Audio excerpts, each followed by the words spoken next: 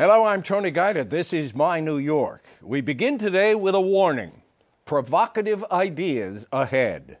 They will burst forth from the mind of Victor Navasky, former editor and publisher of The Nation magazine, which his good friend Calvin Trillin called a pinko magazine published on very cheap paper.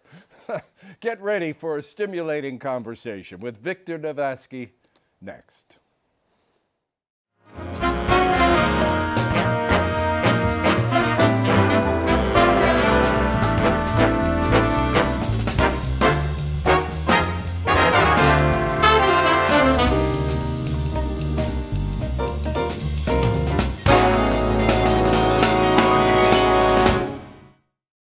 I'm delighted to welcome to our program Victor Navasky, and maybe I should start with what you thought of what Calvin said about The Nation years ago. Well, here's the thing about Bud Trillin. He has made a living off of claiming that The Nation pays him in the high two figures. Right. And this was my line. When we were thinking of hiring him, we went to lunch and I said we were thinking of the high two figures. But then his greedy agent got us up to $100 a column, not a penny more or a penny less. And we kept paying him $100. And then he changed from writing a weekly column to writing a poem, a weekly poem. And we kept paying him the $100. And then one week he had the nerve to write a 2-word poem, or 3, depending on how you count it, which makes him the highest paid poet in the world.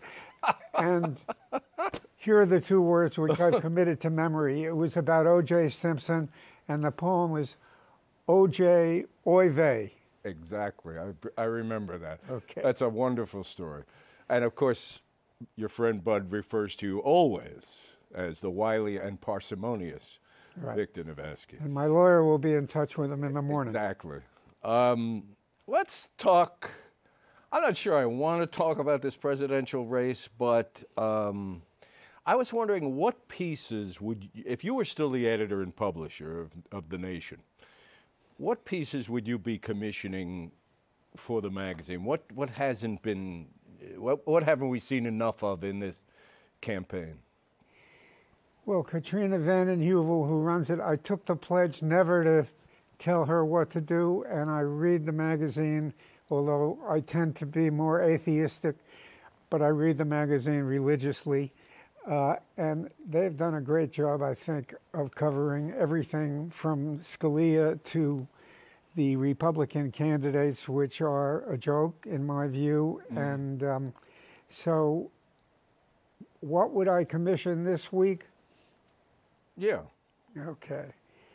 I guess it would be, I'm interested in the ideology of the candidates, and partly because I believe that Donald Trump, who's, as you know, the leading Republican candidate, doesn't have any ideology. He doesn't believe anything, and that makes me more interested in him than in Ted Cruz. If I were forced to vote between them, I'd vote for Trump because he has his finger to the wind and he'll do whatever.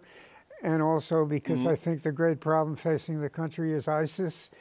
And I think the only way you're going to deal with it is to work with Russia. And he's already said how much Putin loves him. So he's ready to work with the Russians and help solve it. So. Well, he certainly has dominated the media coverage of this campaign so far. Right. And his, if there's a theory behind what he's doing, it seems to be if I reach enough people, if I spread it out there, reaching enough people, it'll work out because even though I offend millions, I'll have millions more supporting me. Sort of somebody called it a spray and pray approach. Right.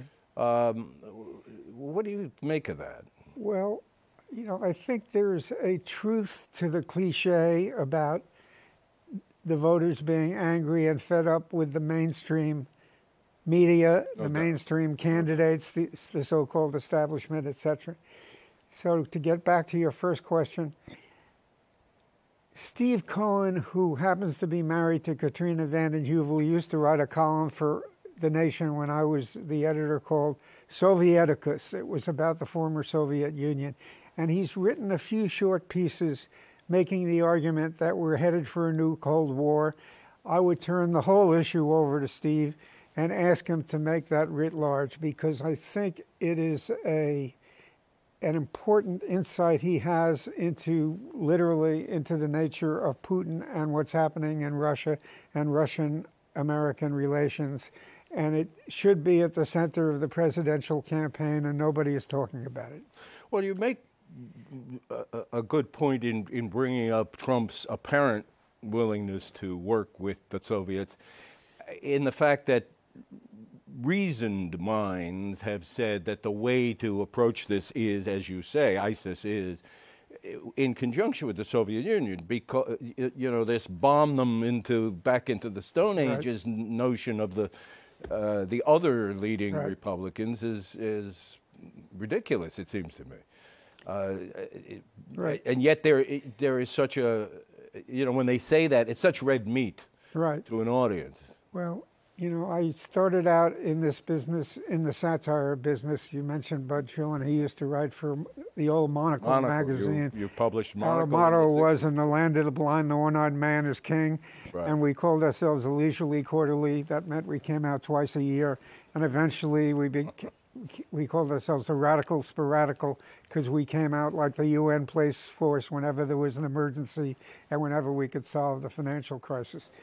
And the point about the current campaign, to me, and Trump is the ideal exemplar of it, is that it is satirizing itself.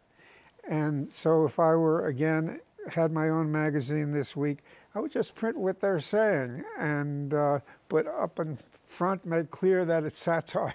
Right. Well, on that point, I'd like to go back to something you did print years ago, after you had written a book called Mission Accomplished: How We Won the War in Iraq. And you did print, this was a column, I think, you did print a poll of your quote-unquote experts, and about the turning points in the in our war in Iraq. And these were some of the turning points. In September of 2003, John McCain said the next 3 months are critical. In December of that same year, 2003, Hillary Clinton said the next 6 to 7 months are critical. In July of 2003, Douglas Feith, who was the Undersecretary of Defense, said this month will be the political turning point, and on and on. President Bush, the turning point will come 2 weeks from today. He said that on June 16th, 2004. 2 weeks from today. He was very certain about it. So, you know, satire, I mean, I don't know if this is satire. I mean, you're actually printing what they said. But it works. I mean, when you look at this and you stand back and see the absurdity of it. Well, what you're quoting from is actually, it was printed as a column, but it was part of a book that Christopher Cerf and I put together called The Experts Speak. The definitive compendium of authoritative misinformation. And we didn't claim the experts were always wrong, except in our own research we were unable to find any who were right, but we admitted and conceded that they're right as much as half the time. I guess now we can leave the presidential race after one more question about this one about Hillary and her emails.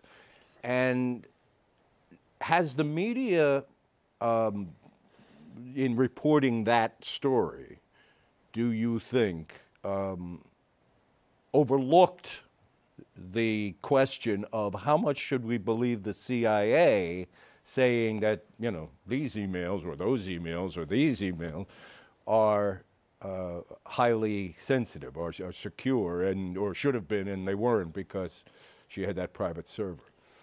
Well, I think I agree with Bernie Sanders that we should forget the damn emails, as he put it in the first debate he had with Hillary, because they were classified after the fact, not when she was doing it. Maybe she shouldn't have been using a private server rather than the State Department official ranks, but that's a simple question and not worth dwelling on beyond that. And I don't know that the CIA played any dirty tricks there. They're too busy playing dirty tricks elsewhere. But it seems to me that it's a great non-issue. So. An issue in the news right now, and it's one that goes to the question of national security versus privacy, yes, is the Apple matter, the government ordering Apple to unlock the phone of this man who apparently killed 14 people in California. Yes. What? Well, I haven't read into it deeply enough to know whether this has already been said, but it seems to me it's like wiretapping. I'm not a believer in wiretaps, but if you have to have them for national security reasons, you ought to have to get a warrant before you do it and go to court to have it approved, even though a lot of courts approve warrants that they shouldn't approve. And I would be in favor, again, although I'm not generally in favor of warrants, if we have to have them, I think there ought to be a warrant before you force Apple to do anything like that. And something else in that same field that I read the other day kind of surprised me, but I perhaps shouldn't be. But apparently Edward Snowden recently said he'd come back to the United States if he could be guaranteed a fair trial. I'm not quite sure what that means. I read into it, maybe he's getting tired of Moscow, but... like you, I don't know the psychology of Snowden, but it sounds like what it means is that, like Martin Luther King, he's ready to go to jail for the principle that he cared about. Principle he cared about was, in that case, was overclassification and material that he thought the American public was entitled to see, and that we weren't getting to see it, and we didn't know how vast the classification, how vast the system was that was hiding information from us. So in that spirit, if what he meant was he's willing to stand an honest trial, more power to him. Let's go to your most recent book, The Art of Controversy, which, if you'll hand it to me, I'll show it to the audience, but we can also show it on the screen. This is political cartoons and their enduring power, The Art of Controversy, Victor Navasky. And very compelling stuff in there. Among the ideas you discuss is the power of caricature. Yes. And one of the interesting parts of that is how upset, how angry individuals get by caricatures of themselves or people they believe in or like. What do you make of that? It seems like people would get more angry over a David Levine caricature, let's say, than a photograph. Right. In more than 30 years at The Nation, as editor and then as editor and publisher, only once did the staff march on my office and demand that we not publish something. A lot of times people were unhappy who worked at The Nation. They would write letters to the editor, or they would say so in print, that it attacked me in print. But only once did the staff march on my office with a petition demanding that we not publish something. And it was a David Levine caricature of Henry Kissinger. And as Levine put it, Henry Kissinger was screwing the world. He was on top. The world, in the form of a woman, was on bottom with a globe where her head would have been. The caricature of Kissinger was a perfect likeness, but it captured his evil and the ecstasy of what he was doing, And I have a theory about why people get so upset about caricature. Well, just to put to finish that point, Levine had done the drawing for the New Yorker Review of Books. They said no, and he gave it to you. You were delighted, but the staff. That's right. How did that work out?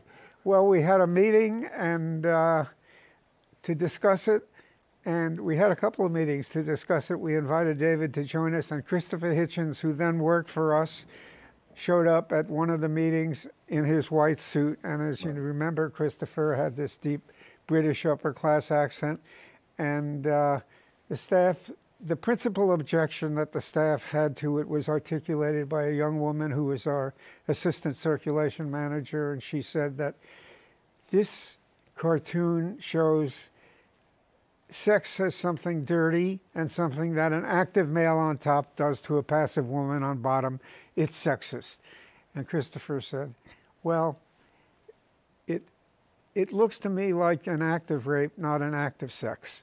And the young woman said, well, but if you look at the hand of the woman and with the globe where her head should have been, it's clutching the mattress with what looks to me like the grip of passion. And Christopher leaned over and gripped her hand and said, trust me, my dear, it's not the grip of passion, and went on from there. The thing about caricature, it has seemed to me, is that it is by definition unfair.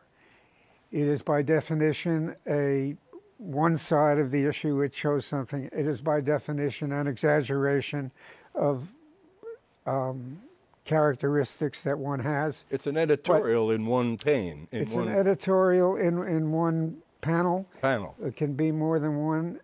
But what I think upsets people is that, and I think that's why people got so upset by the Danish cartoons, which educated me to why people got so upset about the Kissinger thing. I think that if you don't like an editorial or you don't like an article, you can object to it. You can write a letter to the editor, even if it's only in your head, that answers the arguments in it. There is no such thing as a cartoon to the editor or a caricature to the editor unless you happen to be a cartoonist and you run a counter cartoon. And I think that frustrates people. They feel impotent in the face of this statement. So that's the first part of it. The second part is the suspicion. If it's about you or someone you identify with, that the cartoonist, the caricaturist, has gotten to a deeper truth about you and showed the real evil or bumbling fool underneath the surface of what you're pretending to be. There's a story that I think you have in the book, but you certainly know, that illustrates this point as well as anything about Boss Tweed and Thomas Nast. Tell us that story. Well, Boss Tweed, Thomas Nast used to do regular caricatures of Boss Tweed, and I'm not sure which story you're referring to, but the one where he was right. He was upset by. Yeah, he said, "I'm not upset by what they say about me because my constituents can't read. It's get rid of those damn pictures," he told the editors. And then, ironically, he was indicted and fled to overseas and recognized from the caricatures of him by Nast by a customs official in Spain, and they brought him back and they put him in prison. Really? Yeah. That is ironic. You mentioned the Danish cartoons or caricatures. These you're referring to the ones done in the Danish magazine papers of the Prophet Muhammad, and you didn't. I'm trying to remember now. You did publish those, or you did not publish those in the book. In the book, we did not publish those. Yeah. Okay. So, when they were published, by the way, papers around the world were shut down. People were killed. Hundreds of thousands of radical Muslims took to the street objecting to the portrait of the Prophet, and there was debate about whether or not to publish them. And in France, the great cartoonist for Canard Enchaîné named Plantu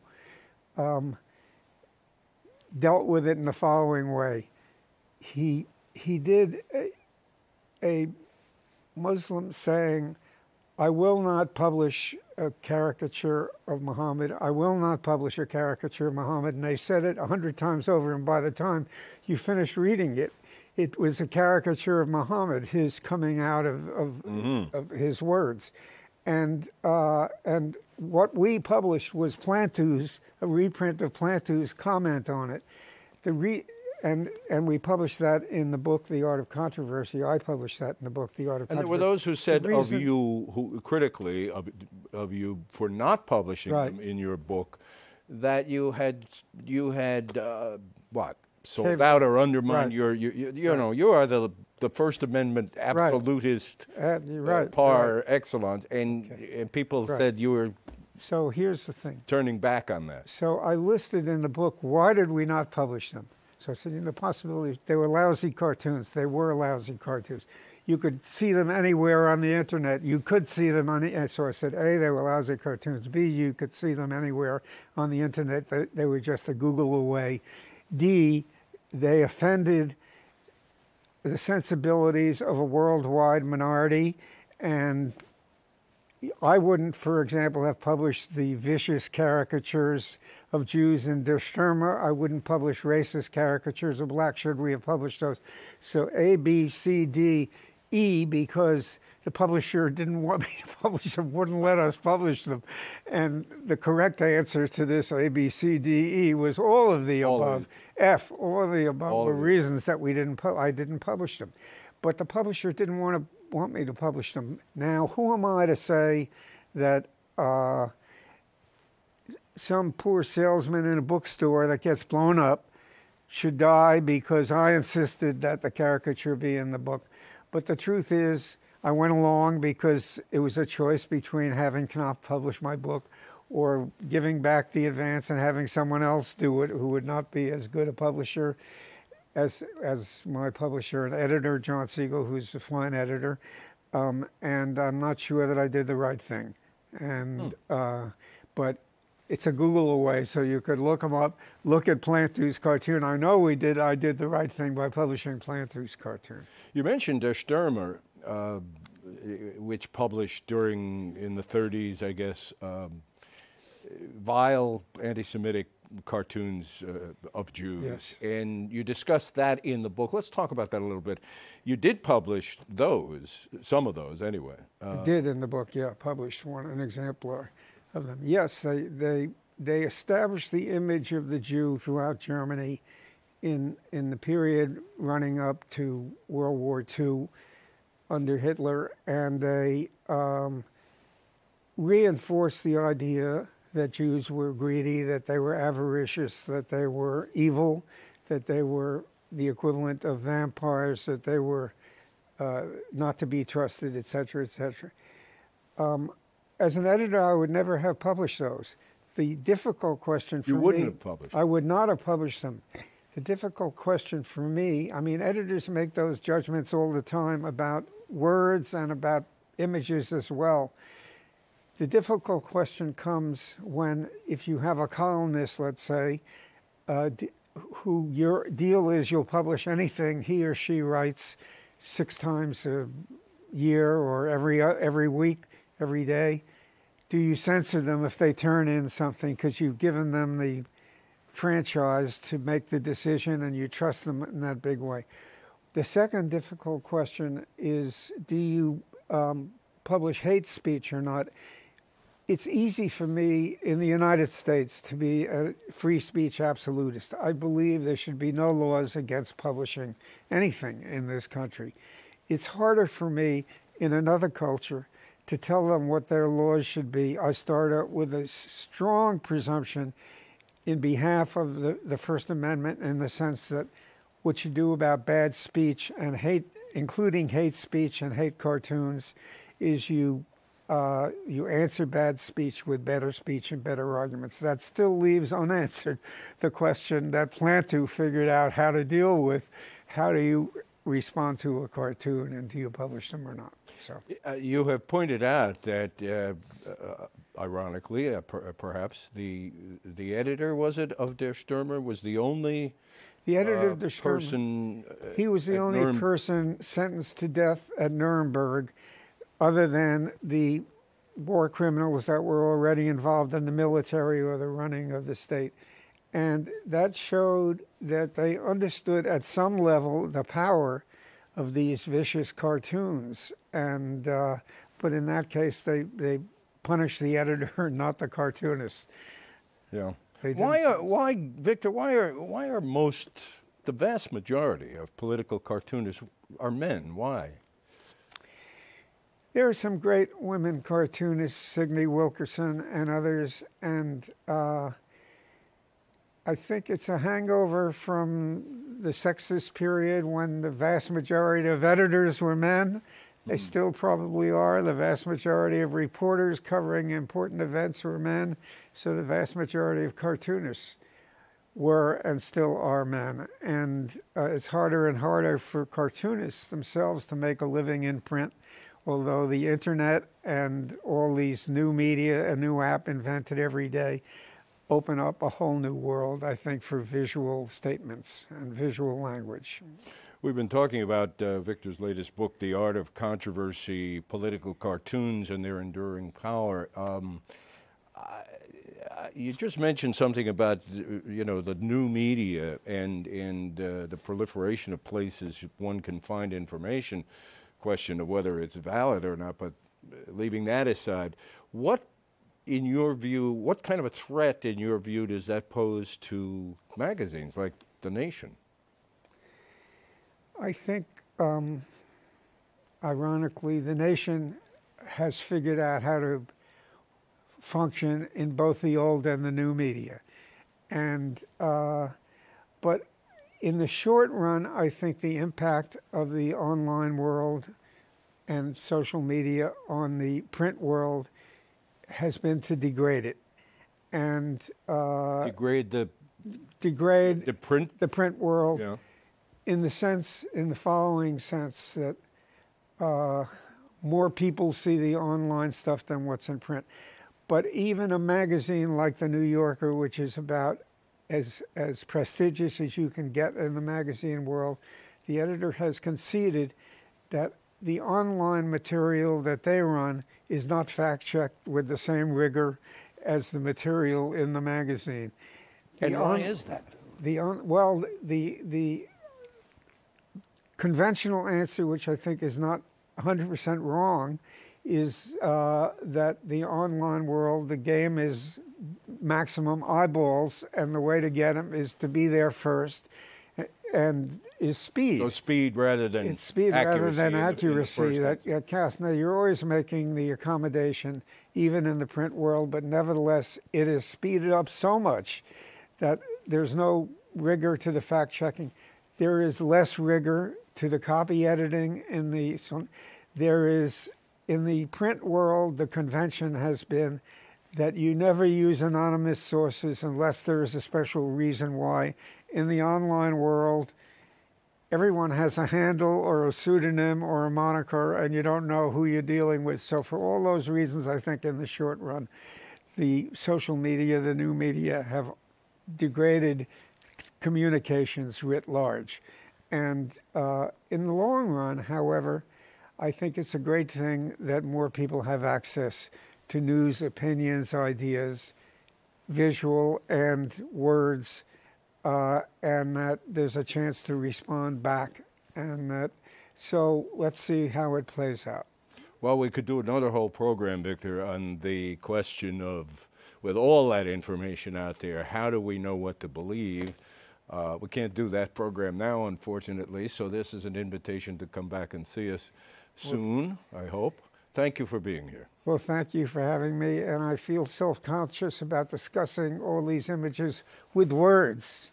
Because the images themselves may be more powerful than what we have to say about them. The images are always more powerful. Good. Thank you, Victor Thank Dabasky. you. Okay. And thank you for watching. We will see you next week.